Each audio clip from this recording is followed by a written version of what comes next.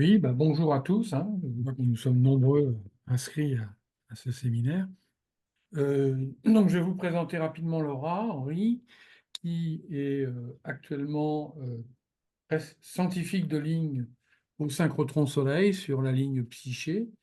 Euh, Laura a fait sa thèse sur les transitions de phase dans les liquides et aussi dans les solides. Et elle a mis en place des expériences aussi bien avec des presses gros volume qu'avec des cellules à enclume diamant. Elle a en particulier développé des mesures de densité sous conditions extrêmes de pression et de température, quel que soit l'état de la matière. Actuellement, elle analyse les transformations martensitique de métaux, fer, titane, cérium, soumis à des conditions extrêmes de pression, au moyen d'une approche combinée de microtomographie en contraste de phase et de diffraction X. L'objectif étant de déterminer les mécanismes de transformation de phase, étape indispensable pour comprendre le comportement mécanique de ces matériaux. Donc Laura, je te laisse la parole pour que tu nous présentes ces techniques complémentaires, diffraction et tomographie pour l'étude des matériaux in situ. Merci Jean-Paul, bonjour à tous. Donc, je vais effectivement vous parler de la diffraction des rayons X et la tomographie et surtout comment on va combiner ces techniques pour étudier les matériaux in situ. Donc, c'est une présentation que j'ai faite en collaboration avec mes collègues sur la ligne Psyché à Soleil. Et je vais principalement vous parler de ce qu'on peut faire nous à Psyché, puisque c'est quand même ce que je maîtrise un peu le mieux. Euh, et donc, le talk, ce sera d'abord une introduction aux différentes techniques de diffraction et tomographie des rayons X, donc les principes de ces techniques, en partant des principes fondamentaux. Quelles sont les différentes techniques et pourquoi on va utiliser ces techniques? Et enfin, je vais, dans une deuxième partie, vous montrer les applications aux expériences dites in situ. Pourquoi on va faire des expériences in situ? Quels outils on va avoir pour faire ça? Et ensuite, quelques exemples remarquables. Et donc, la philosophie d'un grand nombre d'expériences, c'est d'abord qu'on a une source, donc ici ce sera toujours des rayons X au synchrotron, un échantillon qui va être sous... bon, alors, attendez, euh, donc, un échantillon et un ensemble de détecteurs, un ou plusieurs. Donc pour la source de rayons X, on va avoir différents types de sources, différents types de détecteurs, et en fonction de ces combinaisons, on va avoir différentes techniques. Et donc, on peut avoir le faisceau blanc, qui est un faisceau polychromatique avec des photons entre 15 et 100 keV. Un faisceau rose, qui va être une bande passante assez faible en largeur en énergie. Ce sera principalement utilisé pour l'imagerie. Et enfin, un faisceau monochromatique qui, lui, est un faisceau à énergie fixe et beaucoup moins intense et qui peut être limité en énergie par un monochromateur. Ensuite, on aura différentes tailles de faisceaux. Donc, un faisceau type plein champ qui peut aller jusqu'à 10 mm pour la ligne Psyché, mais plus grand dans certains autres synchrotrons. Un faisceau qui va être focalisé verticalement, qui peut être collimaté horizontalement. Euh, Focalisé horizontalement. Verticalement, c'était bien ça. Et ensuite, un faisceau qu'on va dire micro-focalisé, donc qui peut aller jusqu'à 10 microns et beaucoup plus bas aussi dans d'autres synchrotrons. Au niveau des détecteurs, on peut avoir des détecteurs pour la diffraction, dispersif en angle, dispersif en énergie. On va avoir des caméras pour l'imagerie qui peuvent être de l'imagerie rapide ou de l'imagerie type classique jusqu'à 1000 images par seconde. Et on pourra faire de la haute résolution, 0,5 microns de résolution ou basse résolution jusqu'à 5 microns. Et donc, on va pouvoir étudier un échantillon dans des conditions soumises à une contrainte. Donc, la contrainte, elle peut être très variée. Ça peut être une contrainte mécanique, tension, compression, torsion, bending, de la pression hydrostatique, du fruitage, par exemple, ou de la température, ou une combinaison de température-pression, ou des contraintes chimiques pour regarder de la corrosion, la réaction. Et donc, dans ce talk, je vais essayer de aussi garder la contrainte temps, qui permet souvent c'est souvent très utile pour tout ce qui est cinétique de réaction. Donc maintenant, je vais vous parler de la diffraction. Donc, comme tout le monde le sait, la matière, elle est structurée, elle donne naissance à des plans de diffraction cristallins. Et la diffraction se fait par interaction lumière-matière avec des rayons X incidents qui vont diffuser de manière élastique, donc sans perte d'énergie. Et donc, si on a un premier atome qui diffuse ici, l'atome sur le plan supérieur, diffusera et donnera lieu à des interférences cohérentes qu'on peut voir ici et qui donnent naissance à la loi de Bragg. Et donc, cette loi de Bragg, elle nous donne deux possibilités pour la diffraction. La première, c'est de fixer l'énergie, donc lambda ici, et donc de travailler en monochromatique. Et donc ça, c'est la dispersion angulaire de la diffraction. Ça donne une très haute résolution. C'est une technique 2D qui donne une excellente statistique. Dans le cas d'une poudre, on va observer des anneaux et ça nous permettra de faire de l'analyse Rietveld pour la position des atomes dans la maille. Et dans le cadre d'un monocristal, il donnera lieu à des spots de Bragg qui nous permettront d'orienter les cristaux. Une autre façon de faire, c'est de fixer l'angle ici dans la loi de Bragg et de travailler dispersif en énergie. Et pour ça, on va utiliser le faisceau blanc qui a des photons entre 15 et 100 keV. Et donc ça, c'est la dispersion en énergie de la diffraction. Donc c'est beaucoup plus faible en résolution, ça donne lieu à des artefacts souvent au détecteur. C'est 1D et ça a une faible statistique et on ne peut pas faire de répètes. Ça a quand même des avantages. On peut avoir la source faisceau blanc, donc qui a un très grand flux et qui permet d'aller très haut en énergie. Le côté 1D, on l'a un peu modifié puisque maintenant on a un détecteur 7 éléments et donc on peut avoir plus de statistiques et on peut venir voir des textures différentes. Ici, une coexistence de grains, l'un ayant transité, l'autre non. Ça nous donne quand même plus d'informations. Et donc, pour tous les systèmes qui sont intermédiaires aux monocristaux et aux poudres, il y a tout ce qui est polycristaux, donc un nombre fini de grains. Et pour ça, on va venir faire de la diffraction 3D XRD. Et donc, on va avoir des anneaux très spotty, donc un mélange de types de Bragg, mais en anneaux. Et donc, on va pouvoir venir, par combinaison des types de Bragg, venir cartographier l'ensemble des orientations des grains dans le volume. Et donc, ça se fait par acquisition, par rotation de 360 degrés de l'échantillon. Et donc, on accumule tous les 0,1 degrés une diffraction. Et on va pouvoir remonter à une analyse donc, quantitative aussi des déformations à l'échelle du grain et voir la plasticité qui est associée avec la déformation des spots de Bragg sur la plaque image. En revanche, c'est une technique qui ne nous donnera pas d'informations sur la forme des grains. Maintenant, je vais passer à la partie tomographie. Donc ici, on fait de l'imagerie par contraste d'absorption. Et donc, cette technique, c'est basé sur la radiographie donc en faisceau rose plein champ, donc avec une taille de faisceau qui est correspondante à celle de l'échantillon. Et on va venir regarder l'absorption des rayons X sur un imageur en fonction de ce qu'il y a dans l'échantillon. On va avoir une rotation haute précision et en tournant l'échantillon, on va à nouveau accumuler des radiographies tout au long de 180 degrés de rotation de l'échantillon. Et donc, par algorithme, on va pouvoir reconstituer le volume à l'intérieur de l'échantillon. Et donc, ça, c'est très utile pour tous les échantillons qui sont dans un environnement. Et donc, ça, c'est une reconstruction par contraste de densité.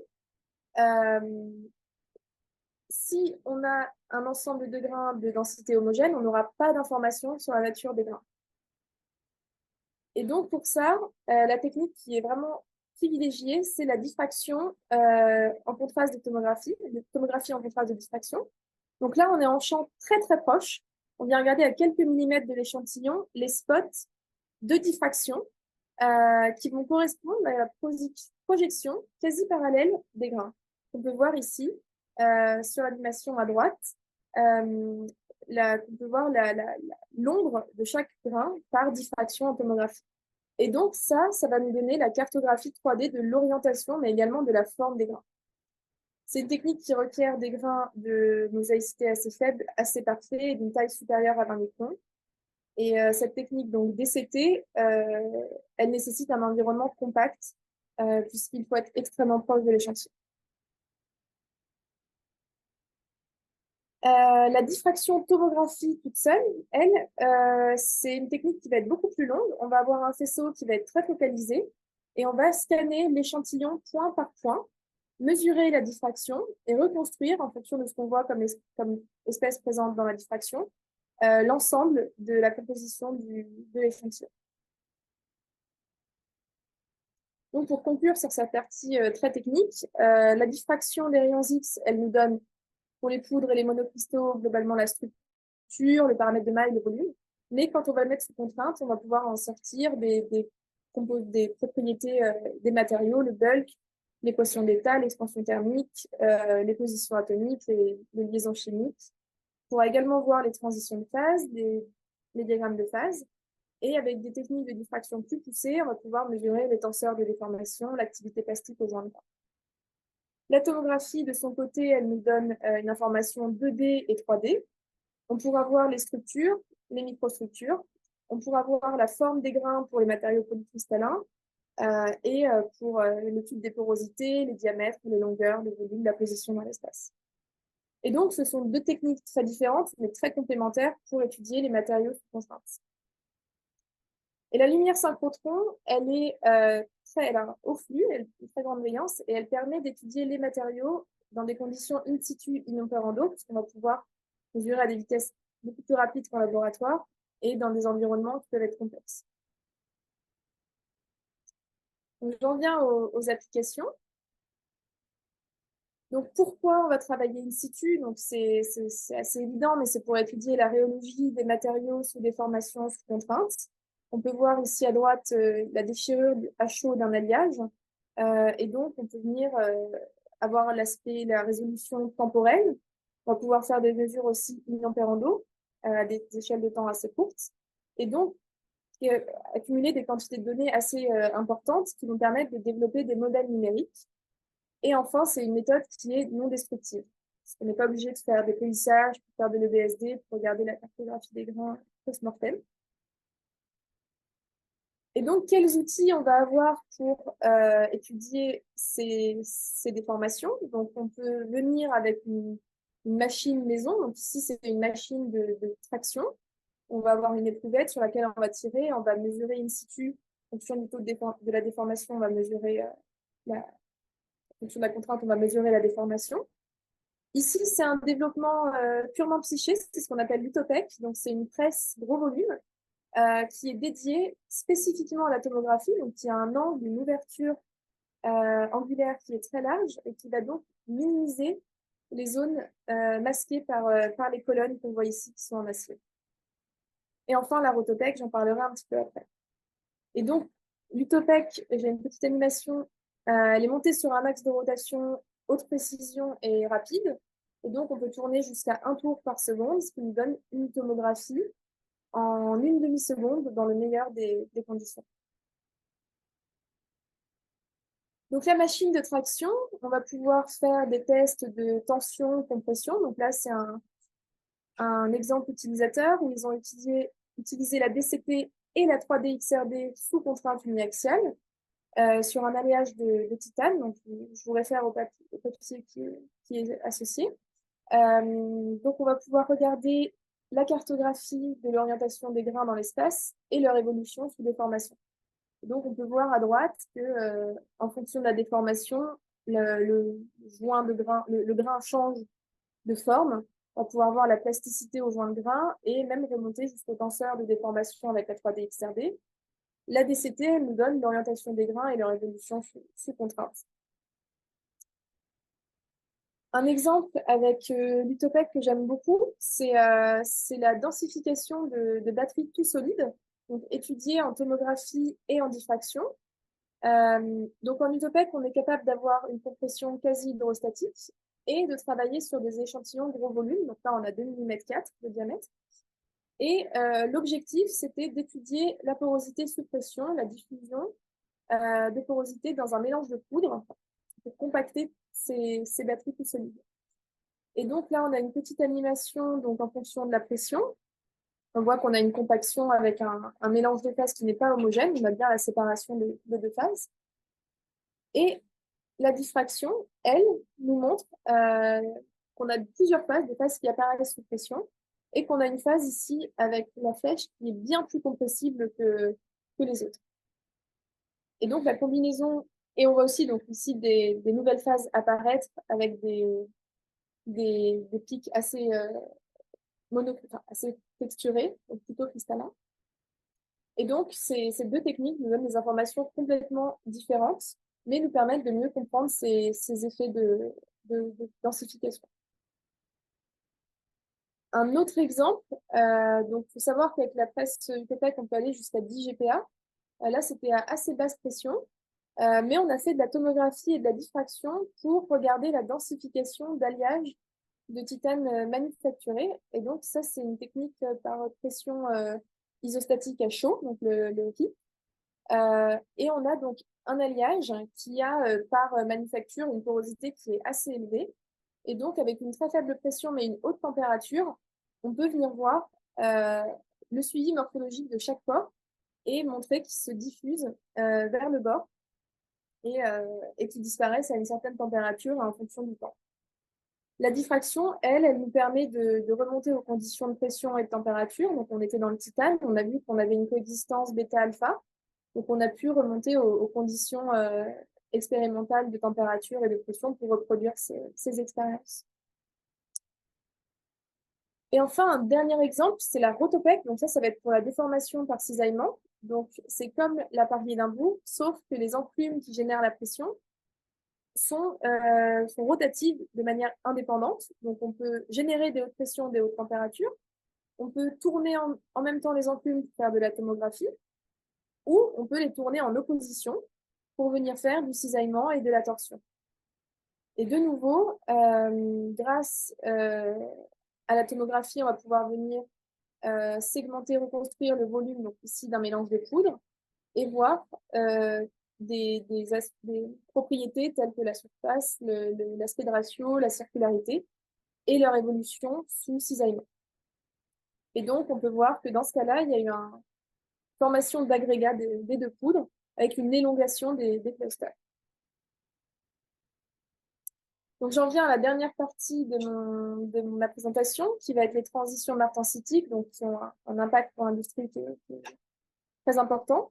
Donc, rappelez un peu ce que sont les transitions martensitique. Donc, c'est des transitions de type solide-solide, qu'on dit dispassives. Donc, il y a un déplacement des atomes inférieur à la distance interatomique, mais de manière collective.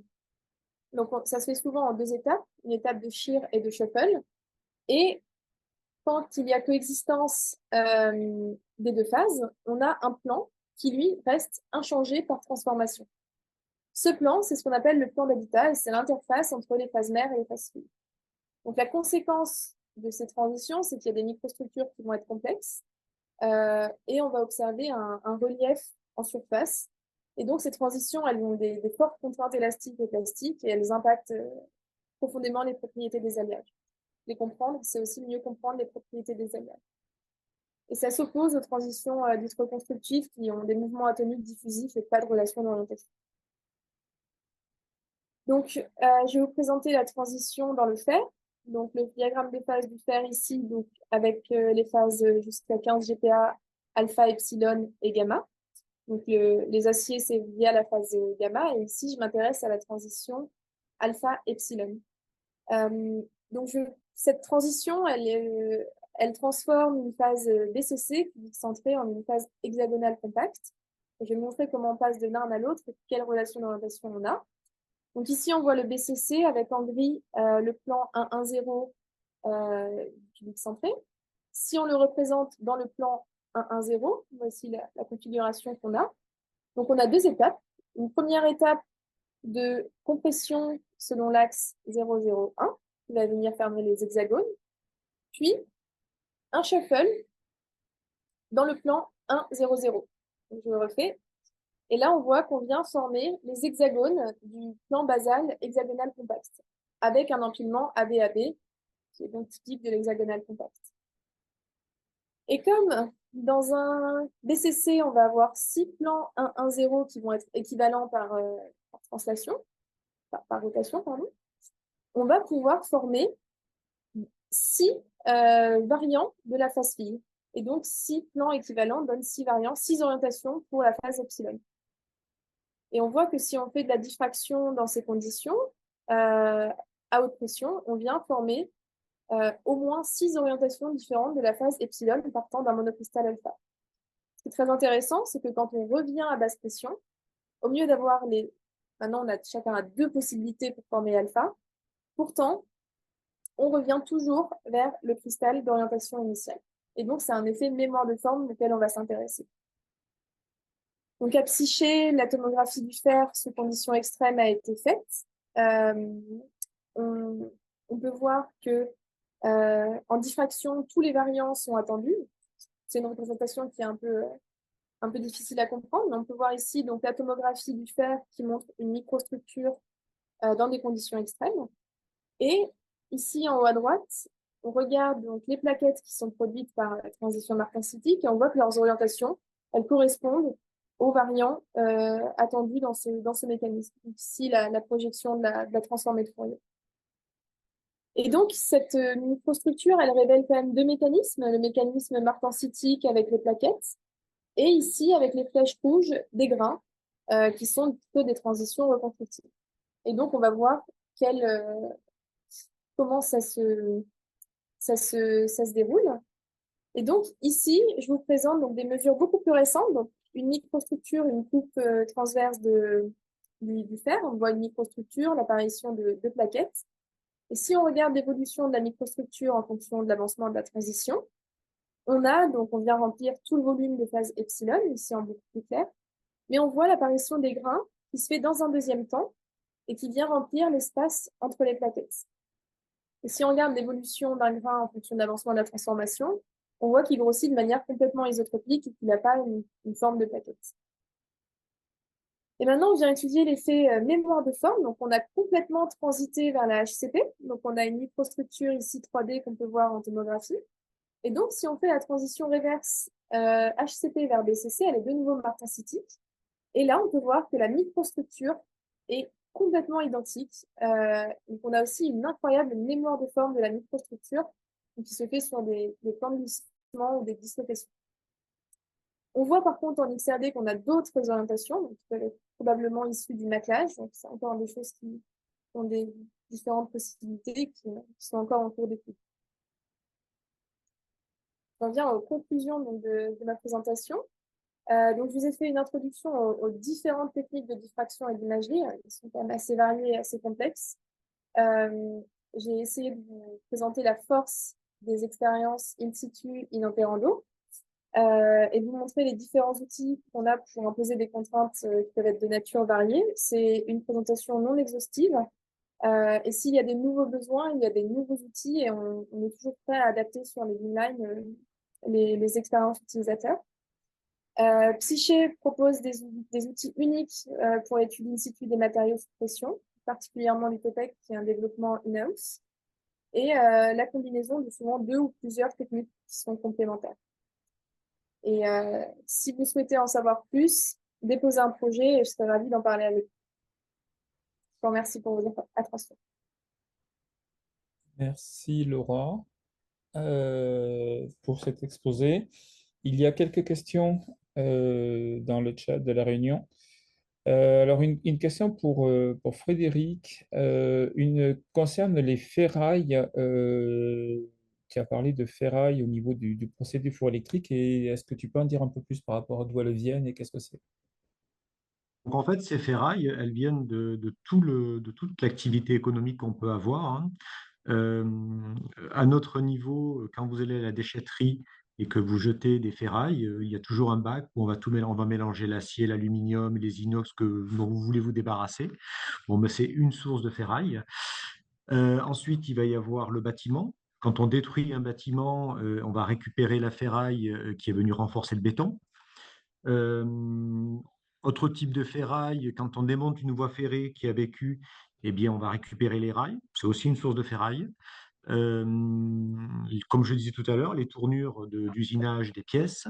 Quand on démonte une voiture, eh bien, on va récupérer l'ensemble des aciers qu'il y a dans la caisse en blanc, et donc ça va être une source de ferraille. Donc les sources de ferraille sont très très multiples quand on démonte un bateau, en gros quand on récupère l'acier en fin de vie. D'accord, merci. Il y a toute une série de questions concernant l'hydrogène. Alors, j'ai précisé dans le chat qu'on va essayer d'organiser un webinaire sur l'hydrogène et les matériaux pour l'hydrogène dans le courant de 2024. Mais est-ce que tu as la possibilité de dire un petit peu, est-ce que je sais pas si tu as vu toutes les questions concernant Oui. Alors, c'est vrai que j'ai commis une petite erreur, hein. L'hydrogène naturel, c'est l'hydrogène blanc. Excusez-moi, j'ai dit bleu, mais c'est blanc. Désolé pour cette confusion. Après, je ne suis pas un spécialiste de tous les hydrogènes, de toute la zoologie de couleurs, la palette de couleurs qu'il peut y avoir. Donc, je pense que ça serait bien de faire en effet un séminaire là-dessus pour bien expliquer toutes les subtilités qui ont pu être mises en place ces dernières années sur les différents hydrogènes. Voilà, mais effectivement, c'est ce on essayera de faire cela. Pour Laura, il y a une question concernant la possibilité de faire de la diffraction in situ et ici en température. Est-ce que tu as la possibilité de nous en parler un petit peu? Alors, bien sûr, pour sous pression, en tout cas, on travaille avec des fours graphites qui vont jusqu'à 2500 K et dizaines de GPa. Au-delà de 10 GPa, le four graphite, c'est compliqué puisque ça va transformer en diamant. Donc, on peut travailler avec des fours BDD. Et pour les conditions de pression ambiante, il n'y a pas de, il n'y a pas de limite, si ce n'est le four avec lequel vous pouvez venir. Ça peut être un four graphite euh, qui sera avec donc, 1400 degrés, des gas blowers. Moi, j'ai déjà travaillé en capillaire avec des gas blowers jusqu'à 1000 degrés. Donc, ça peut être un chauffage résistif, un chauffage. Vraiment, enfin, il y a que la limite des équipements qu'on peut installer chez nous. Mais on a même eu des expériences avec des torches euh, dans des environnements beaucoup plus confinés, mais pour venir étudier des très hautes températures. Donc, après, pour les mêmes plus hautes pressions, on peut travailler avec du chauffage laser qui peut monter à plusieurs milliers de Kelvin sur des échantillons très petits, puisque les lasers sont assez focalisés. Mais bien sûr on peut venir faire des contraintes de température. Ça dépend, faut discuter de la température qui est demandée et on trouvera la solution qui est adaptée. Effectivement, il y a En des limites complément, à tout, mais en complément, Laura, de ce que tu viens de dire, il y a un micro-four que j'ai développé, enfin qu'on a développé il y a très longtemps, que Jean-Paul Itier a utilisé, qu'on a utilisé au Lure, aussi à Soleil, il y a le SRF et sur plein d'accélérateurs de particules. C'est un petit fil d'alliage, platine rhodier et autres, ou rhénium et tungstène, et on peut monter à fonction du fil que l'on utilise, on est monté à 3500 degrés. Et on a pu faire de la diffraction de rayons X ou de l'absorption. Il sera installé la semaine prochaine sur GitHub si tu veux le voir. Il y Voilà. a aussi des fours qui ont été développés spécifiquement pour la tomographie parce il faut pouvoir faire tourner l'échantillon tout en étant chauffé. Et des fours spécifiques qui ont été développés qui montent au-delà de 1000 degrés largement, 1500. 1400, ouais. Ouais, tout à fait. Il est 14 heures. Merci aux deux orateurs d'avoir tenu le temps. Merci à tous les participants. Le prochain webinaire aura lieu le 1er février et le titre vous sera annoncé dans quelques jours via les réseaux, email et sur le site de la FAS et de la FFM. Un grand merci à tous les participants et aux deux orateurs. Et ce webinaire était donc le premier géré par la FAS et par la FFM. Merci à vous tous. Merci Frédéric.